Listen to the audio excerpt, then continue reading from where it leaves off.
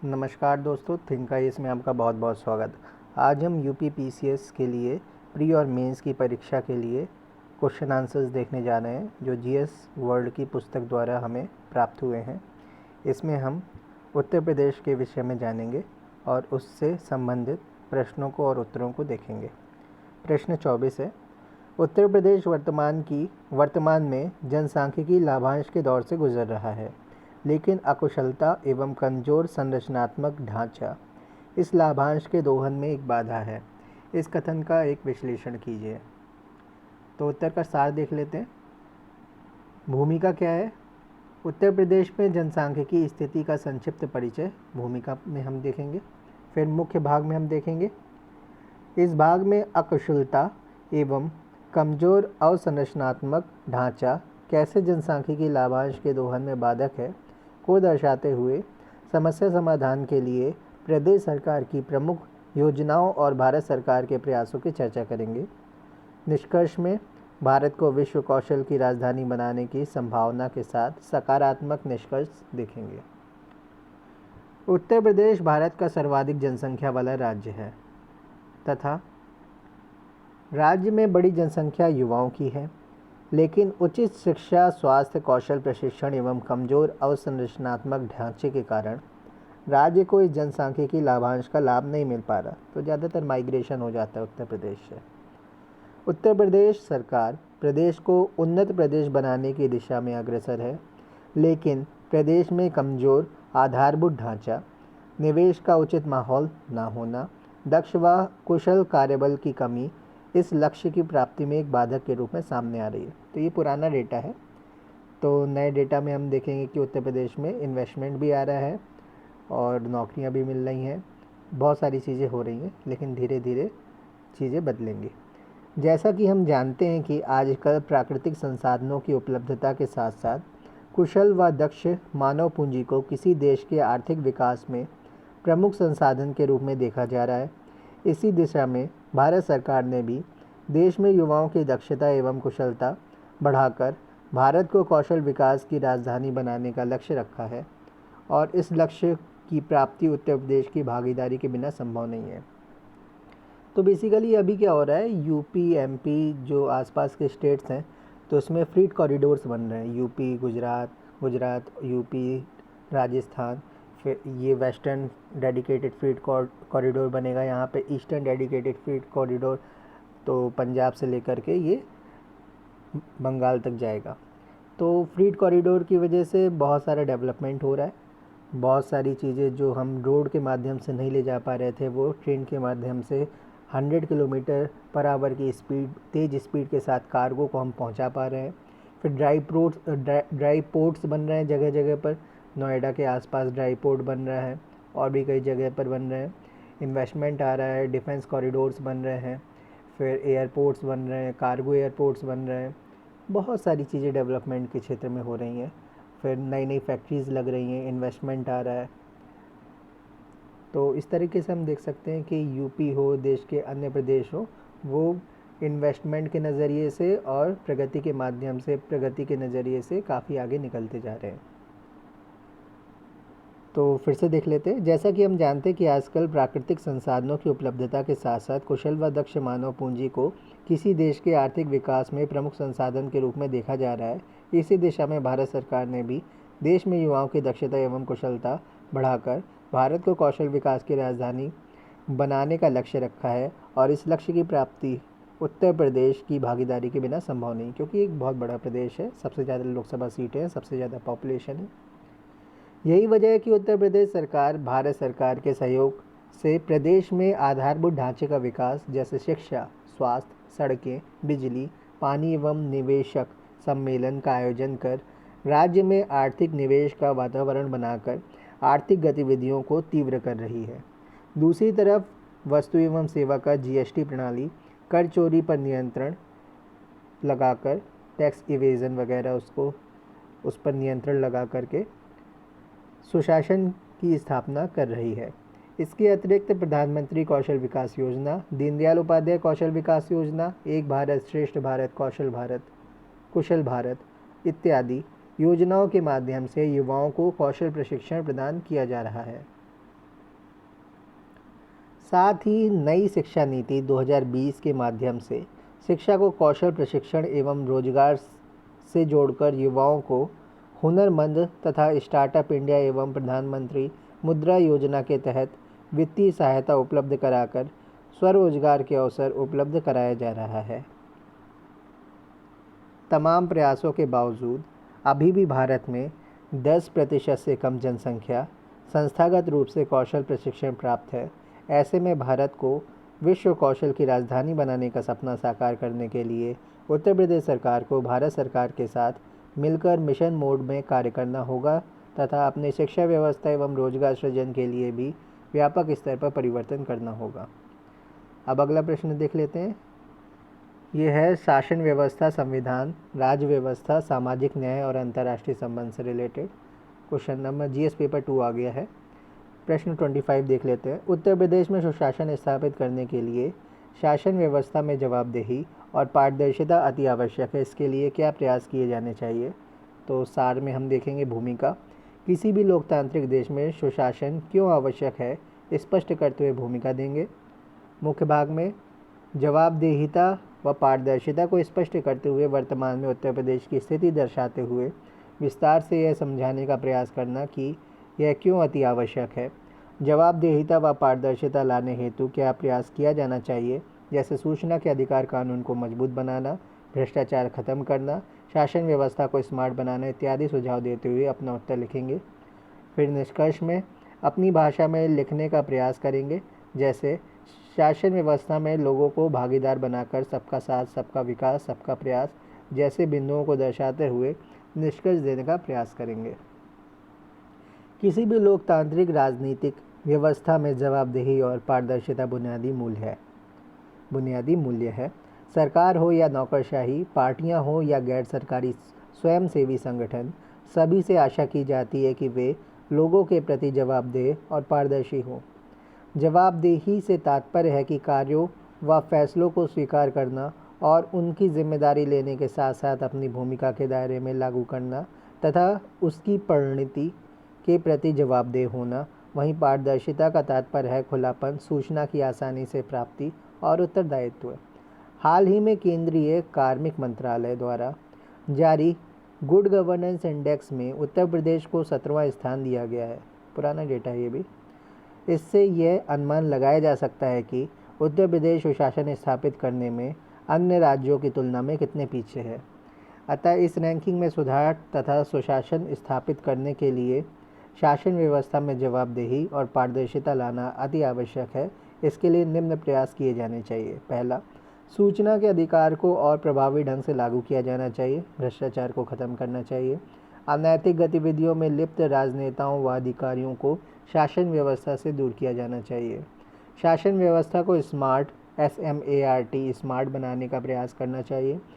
जनता द्वारा निर्वाचित प्रतिनिधियों को उनके द्वारा निर्मित नीतियों व किए गए कार्यों की समीक्षा की जानी चाहिए तथा प्रगति रिपोर्ट को जनता तक पहुंचाना चाहिए। नागरिक चार्टर हो, ई गवर्नेंस मॉडल हो, जवाबदेही हो, सामाजिक अंकेक्षण हो, शिकायत तंत्र हो, जन भागीदारी हो, राजनेताओं, अपराधियों तथा अधिकारियों का गठजोड़ खत्म किया जाना चाहिए। बोहरा समिति की सिफारिश थी, यह सुझाव था। चुनाव सुधार होने चाहिए। उपर्युक्त प्रयासों के अलावा लोगों को उनके अधिकारों के प्रति जागरूक कर शासन व्यवस्था में साथ लाना चाहिए ताकि सबका साथ, सबका विकास हो एवं वांछित परिणाम मिल सके। उत्तर प्रदेश जनसंख्या के दृष्टिकोण से देश का सबसे बड़ा राज्य है, परंतु अत्यधिक जनसंख्या और बड़े आकार ने प्रशासनिक असुविधाओं को जन्म दिया है। क्या आपको लगता है कि उत्तर प्रदेश का प्रशासनिक आधार पर विभाजन किया जाना चाहिए? तो उत्तर का सार देख लेते हैं। भूमिका। संक्षिप्त परिचय देते हुए भूमिका लिखना। जैसे 2011 की जनगणना के अनुसार उत्तर प्रदेश की जनसंख्या तथा अन्य राज्य व देश के तुलनात्मक रूप में क्षेत्रफल में भी संक्षिप्त परिचय देंगे। मुख्य भाग। जनसंख्या व बड़े आकार के कारण उत्पन्न समस्याओं को बताना है, जैसे गरीबी, निर्धनता, पिछड़ापन, बेरोजगारी, असमान विकास इत्यादि। निष्कर्ष देखेंगे। विभाजन लोगों के हित में करना है, ना कि अपने राजनीतिक हित को साधने के लिए। जैसे बिंदुओं की चर्चा करते हुए निष्कर्ष देने का प्रयास कीजिए। विभाजन उचित है या अनुचित, अपना तर्क तथा उदाहरण को प्रस्तुत करते हुए लिखना। जैसे उत्तराखंड, छत्तीसगढ़, महाराष्ट्र, गुजरात सब ने विकास किया, वहीं झारखंड आज भी पिछड़ा हुआ है। तो 2011 की जनगणना के अनुसार उत्तर प्रदेश जनसंख्या की दृष्टि से भारत का सबसे बड़ा राज्य है तथा विश्व स्तर पर जनसंख्या के मामले में चीन, भारत, अमेरिका और इंडोनेशिया के बाद 5वें स्थान पर है। वहीं क्षेत्रफल की दृष्टि से उत्तर प्रदेश, राजस्थान, मध्य प्रदेश व महाराष्ट्र के बाद चौथे स्थान पर है। अत्यधिक जनसंख्या, सीमित संसाधन तथा बड़े आकार ने प्रदेश के समक्ष कई प्रकार की प्रशासनिक असुविधाओं को जन्म दिया है। अत्यधिक जनसंख्या के कारण सीमित संसाधनों पर लगातार दबाव बढ़ता जा रहा है। कृषि, जो कि राज्य की अर्थव्यवस्था का आधार है, वर्तमान में पिछड़ी हुई है, जिस पर प्रदेश की एक बड़ी आबादी निर्भर है, जिससे जोतों के आकार भी लगातार छोटे होते जा रहे हैं और निर्धनता, गरीबी, बेरोजगारी जैसी समस्याओं में वृद्धि हो रही है। यही नहीं, इन समस्याओं के कारण लोगों का शहर की तरफ पलायन भी बढ़ा है, जिससे न केवल शहरों पर दबाव बढ़ा है बल्कि अनियोजित शहरीकरण का भी विस्तार होता जा रहा है। वहीं उत्तर प्रदेश के बड़े आकार के कारण क्षेत्रीय असमानता का भी जन्म हुआ है और लोगों तक मूलभूत आवश्यकताओं को भी पहुंच पाना कठिन है। तो यहाँ पे दोनों तर्क मिलेंगे आपको। कुछ पक्ष में होंगे कि उत्तर प्रदेश का विभाजन होना चाहिए, कुछ विपक्ष में होंगे कि उत्तर प्रदेश का विभाजन नहीं होना चाहिए। तो अभी हमने पक्ष के कुछ बातों को देखा है, विपक्ष की बातें भी देख लेते हैं कि उत्तर प्रदेश एक बहुत बड़ा राज्य है। तो उसी प्रकार गुजरात, महाराष्ट्र, तमिलनाडु ये भी राज्य हैं, लेकिन ये समुद्री सीमा से लगते हैं, तो इनका डेवलपमेंट हो रहा है। तो हमें क्या करना है कि कनेक्टिविटी को बढ़ाना है उत्तर प्रदेश में। तो पहली चीज़ है, इसके लिए रोड इंफ्रास्ट्रक्चर और इन्वेस्टमेंट को लेके आना है। बहुत सारी फैक्ट्रीज़ लगें, बहुत सारा इन्वेस्टमेंट आए, तो हमें इंफॉर्मेशन कम्युनिकेशन टेक्नोलॉजी को बढ़ाना है, गुड गवर्नेंस मॉडल को लेके आना है, हेल्थ इंफ्रास्ट्रक्चर को सुधारना है, कानून व्यवस्था को सुधारना है। अगर कोई राज्य से दूसरा राज्य अलग होता है तो कई सारे डिस्प्यूट्स भी लेके आते हैं, जिसमें वाटर डिस्प्यूट्स होते हैं, रिवर डिस्प्यूट्स होते हैं, रिवर वाटर डिस्प्यूट्स होते हैं। फिर बहुत सारे पैसे खर्च होते हैं, नई सीटें डिलिमिटेशन होगा, नई सीटें बनेंगी, नए सांसद आएंगे, तो एक्स्ट्रा बर्डन होता है देश के ऊपर नए राज्य क्रिएट करना। और जो पहले से बने हुए सिस्टम है तो उनमें भी चेंजेस आएंगे, नए नाम रखे जाएंगे, नई नई चीज़ें, नए नए कार्यालय बनाए जाएंगे, नए इंफ्रास्ट्रक्चर, जो फिजूल के खर्ची है।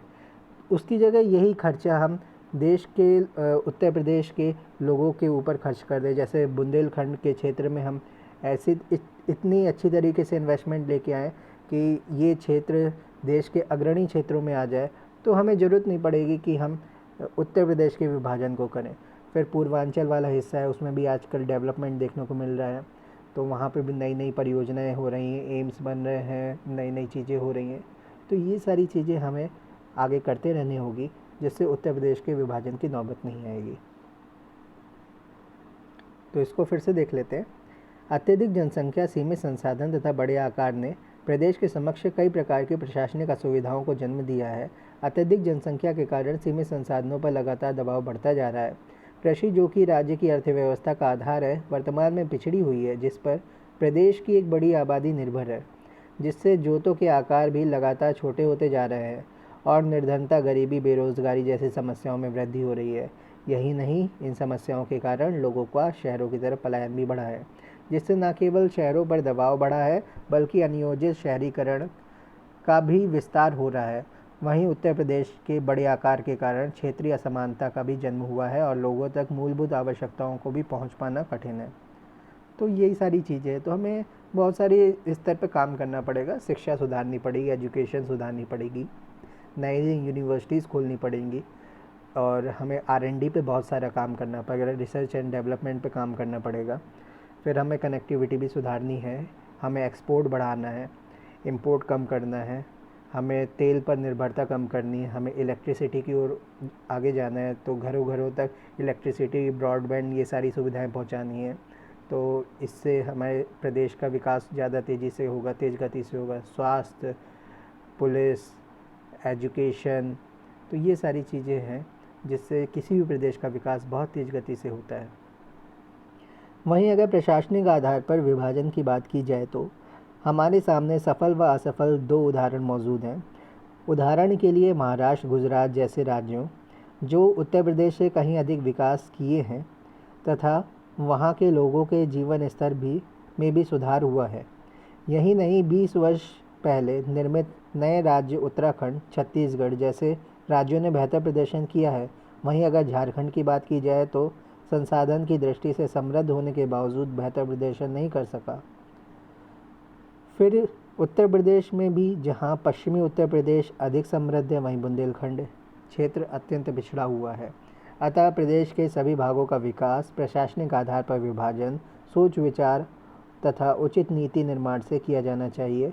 यह विभाजन लोगों के हित को ध्यान में रखकर किया जाना चाहिए, न कि राजनीतिक हित को। तथा विभाजन अत्यंत छोटे राज्यों में करना भी अनुचित नहीं होगा, क्योंकि इसका समाधान प्रशासनिक कुशलता, समावेशी विकास से संभव है।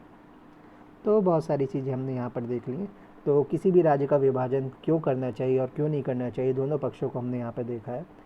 तो ज़रूरत के हिसाब से कोई भी काम करना चाहिए। अगर बहुत ज़रूरत महसूस हो रही है तो राज्य का विभाजन होना चाहिए। अगर ज़रूरत इतनी नहीं है, हम राज्य को प्रगति के मार्ग पर अग्रसर कर सकते हैं बिना विभाजन किए, तो हमें उसकी ओर चलना चाहिए। अब बात करते हैं उत्तर प्रदेश में नगर निकाय प्रणाली के विकास पर संक्षिप्त टिप्पणी कीजिए। उत्तर प्रदेश में नगर स्वायत्त शासन की शुरुआत 1916 में तब हुई जब नगरों के लिए राज्य विधानमंडल द्वारा संयुक्त प्रांत टाउन एरिया अधिनियम 1916 और संयुक्त प्रांत नगर पालिका अधिनियम 1916 पारित किए गए। इन दोनों अधिनियमों के परिप्रेक्ष्य में राज्य के प्रायः सभी नगरों में यथास्थिति नगर निगम, नगर पालिका परिषदें, नगर क्षेत्र समितियां तथा अधिसूचित क्षेत्र समितियां स्थापित की गई हैं।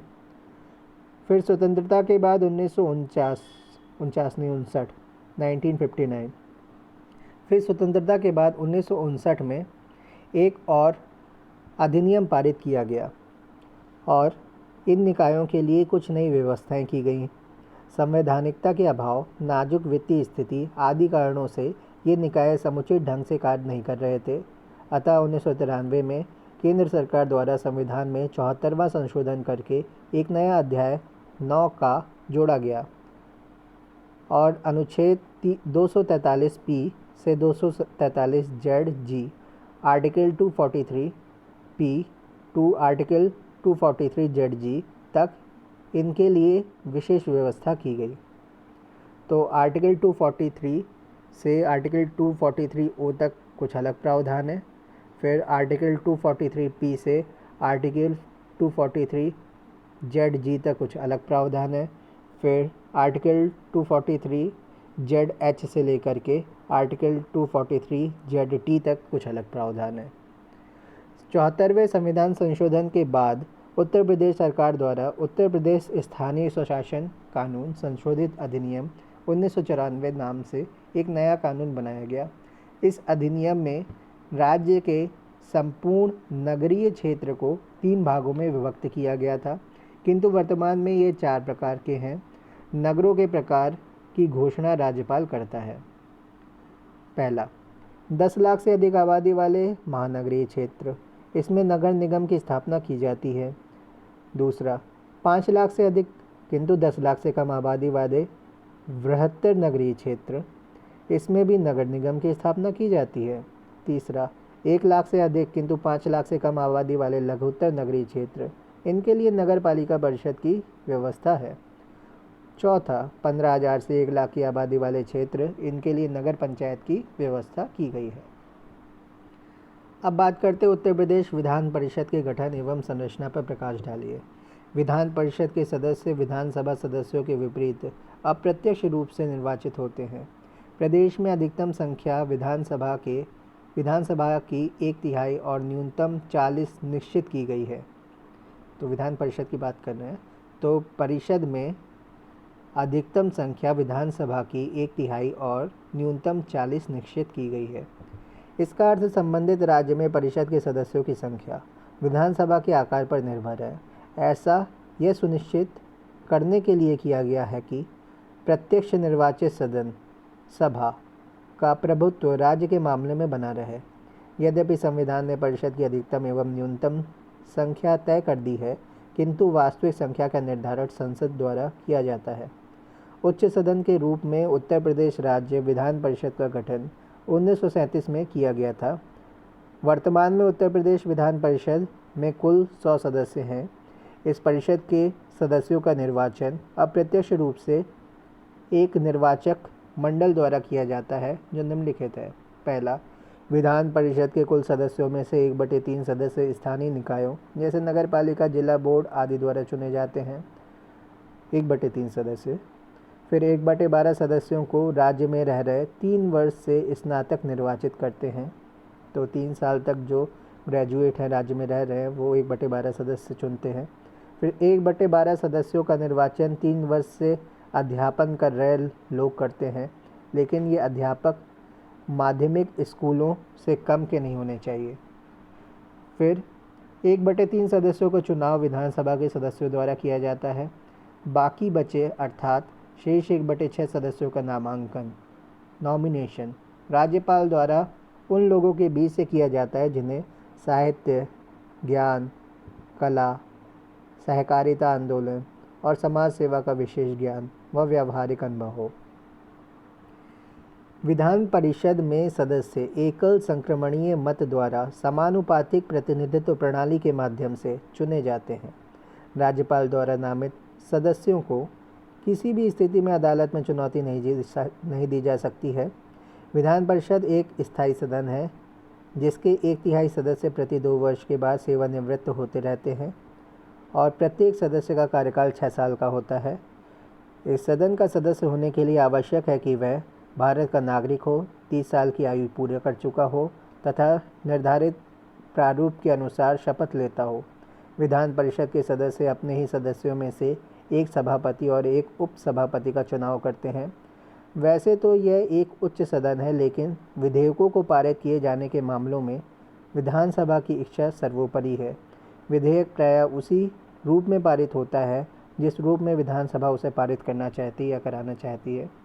विधान परिषद उसे प्रथम बार 3 माह और द्वितीय बार 1 माह तक अपने पास रोके रख सकती है। धन विधेयक के मामले में विधानसभा को सर्वोच्च स्थिति प्राप्त है। अब बात करते हैं उत्तर प्रदेश में लोकायुक्त के गठन की संरचना एवं कार्यों का वर्णन करना है। उत्तर का सार, भूमिका, लोकायुक्त का संक्षिप्त परिचय देंगे। मुख्य भाग में गठन देखेंगे। उत्तर प्रदेश लोकायुक्त तथा उप लोकायुक्त अधिनियम 1975 के तहत 14 सितंबर 1977 को प्रथम लोकायुक्त की नियुक्ति की गई। संरचना देखेंगे। लोकायुक्त तथा एक उप लोकायुक्त और एक उप लोकायुक्त होगा जिसका कार्यकाल 8 वर्ष का होगा। कार्य क्या होगा?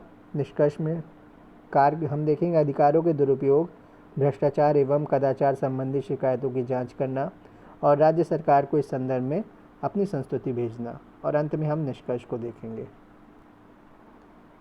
लोकायुक्त राज्य के स्तर पर राजनीतिक व प्रशासनिक भ्रष्टाचार की शिकायतों की जांच एवं उनके निवारण का शीर्ष निकाय है।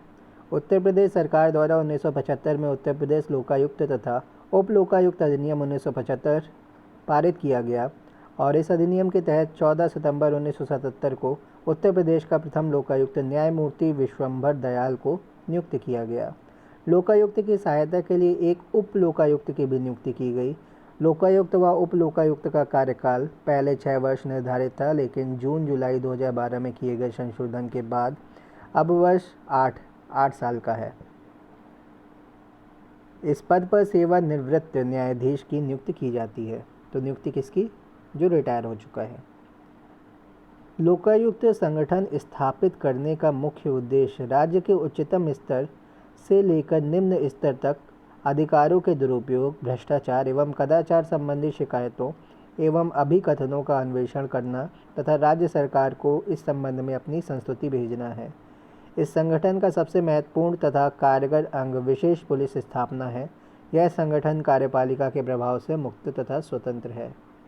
राज्य क्षेत्र के न्यायालयों कैग, CAG, विधानमंडल, राज्य लोक सेवा आयोग UPSC एंड PCS, निर्वाचन आयोग, केंद्र सरकार के विभागों, ग्राम सभाओं तथा राज्यपालों को छोड़कर शेष सभी के विरुद्ध जांच करने का अधिकार लोकायुक्त को दिया गया है।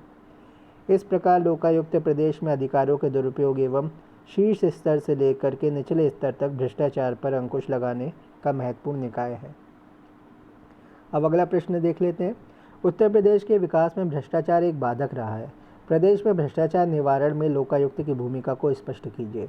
उत्तर प्रदेश सरकार द्वारा 1975 में उत्तर प्रदेश लोक आयुक्त तथा उप लोक आयुक्त अधिनियम 1975 पारित किया गया और इस अधिनियम के तहत 14 सितंबर 1977 को उत्तर प्रदेश का प्रथम लोकायुक्त न्यायमूर्ति विश्वंभर दयाल को नियुक्त किया गया। इनका कार्यकाल 6 वर्ष निर्धारित किया गया था, जिसे 2012 में 8 वर्ष कर दिया गया। इस पद पर नियुक्ति सेवानिवृत्त न्यायाधीश की होती है। लोकायुक्त प्रदेश में चल रही भ्रष्टाचारी गतिविधियों के किसी भी मामले की जांच कर सकता है या करवा सकता है, चाहे इस मामले में वर्तमान मुख्यमंत्री, पूर्व मुख्यमंत्री, राज्य विधानसभा का कोई सदस्य या राज्य सरकार के अधिकारी ही क्यों न शामिल हों। इसके अलावा ऐसा कोई व्यक्ति जो ऐसे किसी भी सोसाइटी, एसोसिएशन का निदेशक, प्रबंधक, सचिव या कोई और अधिकारी हो जो पूर्ण या आंशिक रूप से राज्य सरकार द्वारा वित्त पोषित या अनुदान प्राप्त हो और जिसकी वार्षिक आय सरकार द्वारा तय की गई सीमा से अधिक हो, उसकी जांच लोकायुक्त की ओर से की जा सकती है। लोकायुक्त को यह अधिकार होता है कि वह कोई दस्तावेज जो किसी काम का हो सकता है या किसी जांच से संबंधित हो सकता है, तो वह किसी भी जांच एजेंसी को आदेश दे सकता है कि वह उस स्थान की तलाशी ले और उस दस्तावेज को जब्त कर ले। इसके अलावा लोकायुक्त के पास किसी मामले में जांच एजेंसी के निरीक्षण करने और निर्देश देने का अधिकार है। इस प्रकार भ्रष्टाचार के निवारण में लोकायुक्त अपनी भूमिका अदा करता है। अगला प्रश्न है, उत्तर प्रदेश में विद्यमान पर्यटन की संभावनाओं की चर्चा कीजिए। इस दिशा में उत्तर प्रदेश पर्यटन नीति 2018 कहाँ तक उपयोगी सिद्ध होगी, बताइए। सांस्कृतिक एवं ऐतिहासिक विरासतों में समृद्ध होने के बाद भी उत्तर प्रदेश में पर्यटन विकास अभी शैशवावस्था में है, बचपन की अवस्था में है। इसके विकास के लिए सरकार ने उत्तर प्रदेश पर्यटन नीति 2016 को प्रतिस्थापित करते हुए उत्तर प्रदेश की नई पर्यटन नीति 2018 को लागू किया, जिसका उद्देश्य समावेशी पर्यटन का विकास एवं रोजगार के अवसरों का सृजन करना है। उत्तर प्रदेश विभिन्न पर्यटन आकर्षणों की दृष्टि से समृद्ध है। यहाँ सनातनकालीन, आध्यात्मिक, ऐतिहासिक व प्राकृतिक स्थलों की लंबी श्रृंखला के साथ साथ सांस्कृतिक पर्यटन, योग, पर्यावरण पर्यटन, वन्य जीव पर्यटन जैसे आधुनिक आकर्षणों से जुड़े केंद्र हैं। राज्य के 2 क्षेत्रों में सर्वाधिक पर्यटक आते हैं, आगरा सर्किट एवं तीर्थ यात्रा सर्किट। आगरा सर्किट और तीर्थ यात्रा सर्किट। आगरा सर्किट के अंतर्गत ताजमहल, फतेहपुर सीकरी एवं आगरा का किला, जबकि तीर्थ यात्रा सर्किट में पवित्र नदियों गंगा यमुना के किनारे पर स्थित शहर शामिल हैं। वाराणसी दुनिया का सबसे पुराना शहर है। अयोध्या भगवान राम जन्मभूमि, मथुरा भगवान कृष्ण जन्मभूमि एवं प्रयागराज गंगा यमुना एवं सरस्वती का संगम स्थल, जहां हाल ही में कुंभ मेला संपन्न हुआ, आदि प्रसिद्ध है। आगरा, लखनऊ तथा वाराणसी के स्थलों को आपस में जोड़ने के लिए हेरिटेज आर्क की कल्पना की गई है। आगरा में स्थित दयाल बाग, लखनऊ में स्थित इमामबाड़ा एवं वाराणसी में स्थित धमेख स्तूप एवं काशी विश्वनाथ मंदिर भी उत्तर प्रदेश में पर्यटन की पर्याप्त संभावनाओं को प्रकट करते हैं। उत्तर प्रदेश पर्यटन नीति 2018 के अनुसार इस राज्य को 2023 तक देश का सर्वाधिक पसंदीदा पर्यटन स्थल बनाना है। प्रतिवर्ष 5,000 करोड़ रुपए का लक्षित निवेश आकर्षित करना, आगामी 5 वर्षों में निरंतर 15% घरेलू पर्यटन आगमन एवं 10% विदेशी पर्यटन आगमन की वार्षिक वृद्धि का लक्ष्य प्राप्त करना, प्रतिवर्ष लगभग 5 लाख लोगों को रोजगार उपलब्ध कराना एवं आगामी 5 वर्षों में 10,000 पर्यटन सेवा प्रदाताओं को प्रशिक्षण प्रदान करना है। 10 विरासत भवनों को प्रतिवर्ष विरासत होटलों में परिवर्तित करना है। क्षेत्रीय संपर्क सेवाओं में सुधार कर प्रदेश के सभी धार्मिक एवं सांस्कृतिक स्थलों को आपस में जोड़ना है। दीपोत्सव, अंतर्राष्ट्रीय साहित्य महोत्सव, गीता महोत्सव, गंगा महोत्सव आदि जैसे पर्यटन समारोहों एवं उत्सवों के क्रियान्वयन के माध्यम से स्थानीय उद्यमिता में सुधार करना है। उत्तर प्रदेश पर्यटन नीति 2018 के लागू होने से ऐसी आशा की जाती है या की जा रही है कि प्रदेश के सभी पर्यटन स्थलों का विकास परस्पर संपर्क एवं प्रशिक्षण के द्वारा रोजगार सृजन सहित अन्य पर्यटन गतिविधियों में तीव्रता आएगी। अगला प्रश्न देख लेते हैं। उत्तर प्रदेश सरकार द्वारा प्रदेश में उपलब्ध मानव संसाधन को दक्ष व कुशल बनाने के लिए चलाई जा रही प्रमुख योजनाओं की चर्चा करेंगे। भूमिका मानव संसाधन विकास क्या है ये देखेंगे।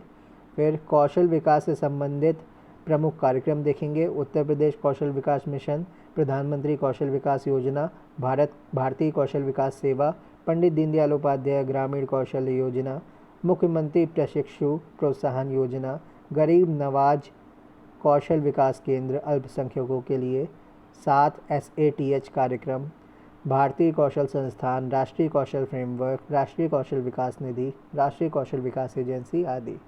निष्कर्ष में अनेक कार्यक्रम चलाए जा रहे हैं और इनके प्रभावी कार्यान्वयन या क्रियान्वयन की आवश्यकता है, ये निष्कर्ष में देखेंगे।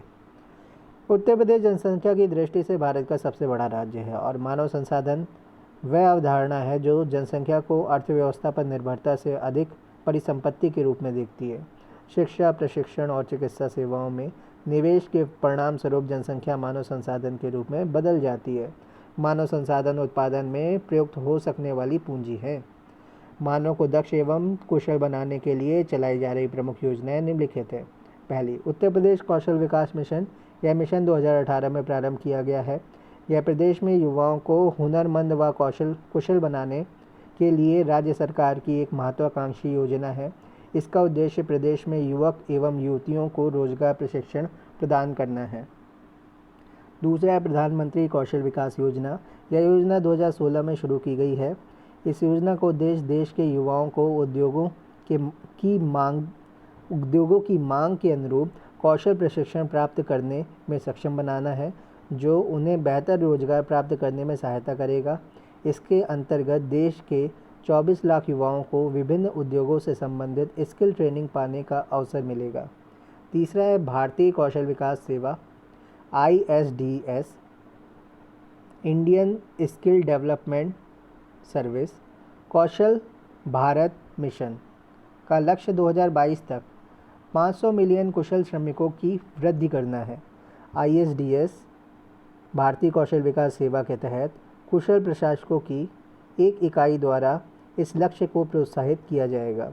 इसके अतिरिक्त पंडित दीनदयाल उपाध्याय ग्रामीण कौशल योजना, प्रशिक्षु प्रोत्साहन योजना, गरीब नवाज कौशल विकास केंद्र अल्पसंख्यकों के लिए, माइनॉरिटीज़ के लिए, नीति आयोग द्वारा 7 SATH कार्यक्रम, भारतीय कौशल संस्थान, राष्ट्रीय कौशल विकास फ्रेमवर्क, राष्ट्रीय कौशल विकास निधि एवं राष्ट्रीय कौशल विकास एजेंसी आदि संपूर्ण देश सहित उत्तर प्रदेश में युवाओं को प्रशिक्षण के माध्यम से दक्ष व कुशल बनाती हैं। यद्यपि देश व प्रदेश में युवाओं को कुशल दक्ष कार्मिक बनाने के लिए अनेक कार्यक्रम चलाए जा रहे हैं, परंतु आवश्यकता है कि इनमें समन्वय स्थापित किया जाए और इनका प्रभावी कार्यान्वयन या क्रियान्वयन सुनिश्चित किया जाए। उत्तर प्रदेश में पंचायती राज प्रणाली के विकास पर संक्षिप्त चर्चा कीजिए। उत्तर का प्रारूप भूमिका। पंचायती राज व्यवस्था में ग्राम, तालुका और जिला आते हैं। मुख्य भाग में देखेंगे प्रदेश में पंचायती राज प्रणाली का विकास।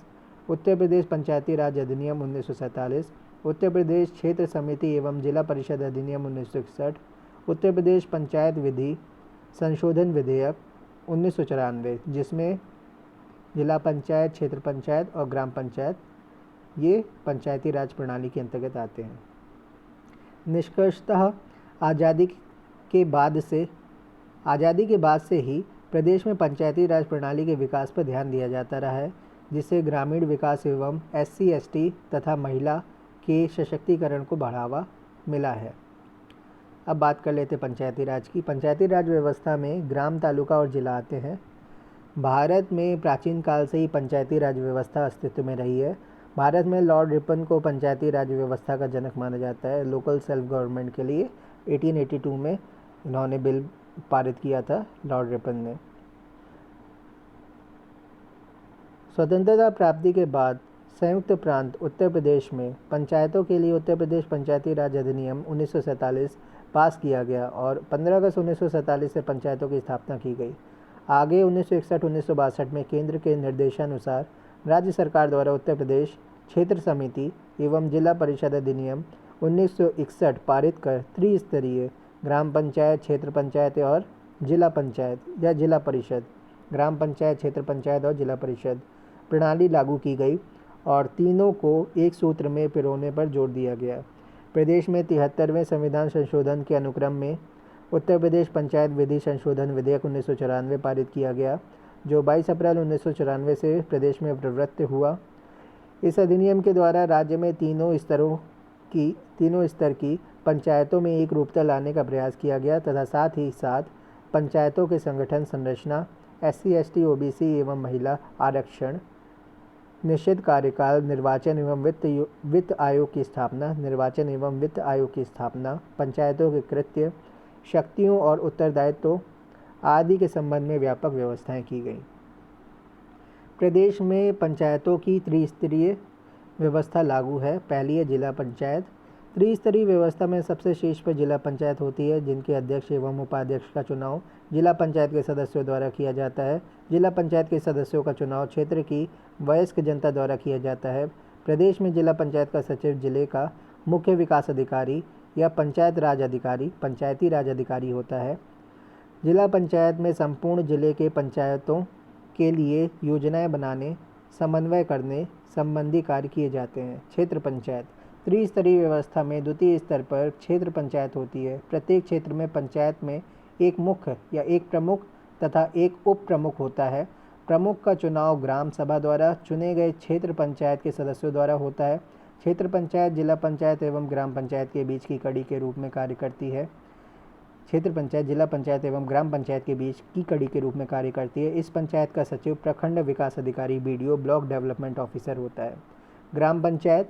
सबसे निचले स्तर पर ग्राम पंचायतें होती हैं। प्रदेश में पंचायत का अध्यक्ष प्रधान होता है, जिसका चुनाव प्रत्यक्ष रूप से ग्राम सभा के 18 वर्ष या अधिक आयु के मतदाताओं द्वारा किया जाता है। ग्राम पंचायत के सदस्यों का भी चुनाव प्रत्यक्ष रूप से ग्राम सभा द्वारा किया जाता है। निष्कर्षतः आज़ादी के बाद से ही प्रदेश में पंचायती राज प्रणाली के विकास पर ध्यान दिया जाता रहा है। पंचायती राज प्रणाली ने प्रदेश में ग्रामीण विकास को तीव्र किया एवं अनुसूचित जाति, अनुसूचित जनजाति एवं महिलाओं को आरक्षण के माध्यम से स्थानीय शासन में भागीदारी सुनिश्चित करके उनके सशक्तिकरण में महत्वपूर्ण योगदान दिया। अगला प्रश्न है, कानून और व्यवस्था बनाए रखने के लिए उत्तर प्रदेश सरकार द्वारा कौन से प्रमुख कदम उठाए गए हैं? प्रदेश में कानून और व्यवस्था बनाए रखने के लिए आप कौन कौन से सुझाव देंगे, चर्चा कीजिए। कानून और व्यवस्था को सुदृढ़ बनाए रखना या सुदृढ़ करना प्रत्येक सरकार की सर्वोच्च प्राथमिकता होती है। कानून और व्यवस्था की अच्छी दशा से प्रदेश में व्यापारिक गतिविधियों को बढ़ावा मिलता है, विकास का माहौल बनता है और जनता स्वयं को सुरक्षित महसूस करती है। संगठित एवं पेशेवर अपराधियों के विरुद्ध कठोर कार्रवाई तथा अपराधों पर पूर्ण नियंत्रण स्थापित करना प्रदेश सरकार का प्रमुख लक्ष्य है। इसके लिए प्रदेश सरकार द्वारा निम्नलिखित प्रयास किए गए हैं। पहला, उत्तर प्रदेश संगठित अपराध नियंत्रण अधिनियम UP कोका लाया गया है। इससे प्रदेश में खनन माफिया, लैंड माफिया और संगठित अपराध पर, ऑर्गेनाइज क्राइम पर लगाम लगाने में मदद मिलेगी। दूसरा, प्रदेश में सभी पुलिस थानों, पुलिस कंट्रोल रूम तथा पुलिस अधिकारियों के विभिन्न कार्यालयों को नेटवर्किंग से जोड़ने के लिए crime and criminal tracking networking system CCTNS योजना शुरू की है, ताकि गंभीर अपराधों को अत्याधुनिक संचार साधनों के माध्यम से नियंत्रित किया जा सके।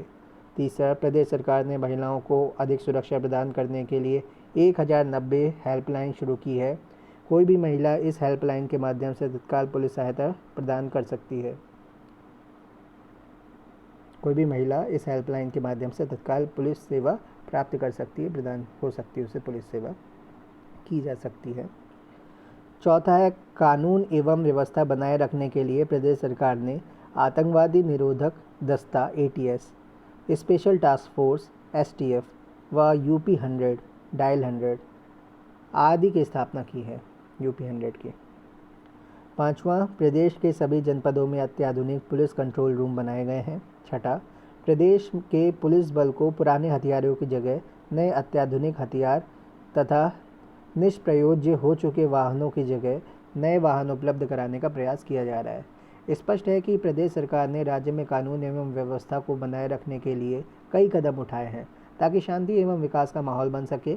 लेकिन सरकार के उपर्युक्त प्रयासों के अलावा कुछ अन्य प्रयास भी करने चाहिए, जैसे पहला, अपराध नियंत्रण और कानून व्यवस्था बनाए रखने के लिए पुलिस व जनता के बीच सहभागिता को बढ़ावा दिया जाना चाहिए।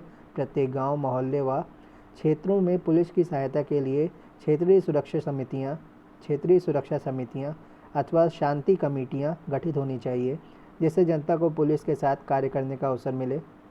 दूसरा, कानून और व्यवस्था को बनाए रखने के लिए यह आवश्यक है कि लोगों को कानूनी प्रावधानों की जानकारी दी जाए ताकि वे कानूनों के उल्लंघन के दंड से अवगत हों और कानूनों का पालन करने के लिए प्रेरित हों। निष्कर्षतः प्रदेश सरकार ने राज्य में कानून और व्यवस्था बनाए रखने के लिए कई महत्वपूर्ण कदम उठाए हैं जिससे प्रदेश में शांति स्थापित हो सके और अपने चहुमुखी विकास को सुनिश्चित कर सके। धन्यवाद।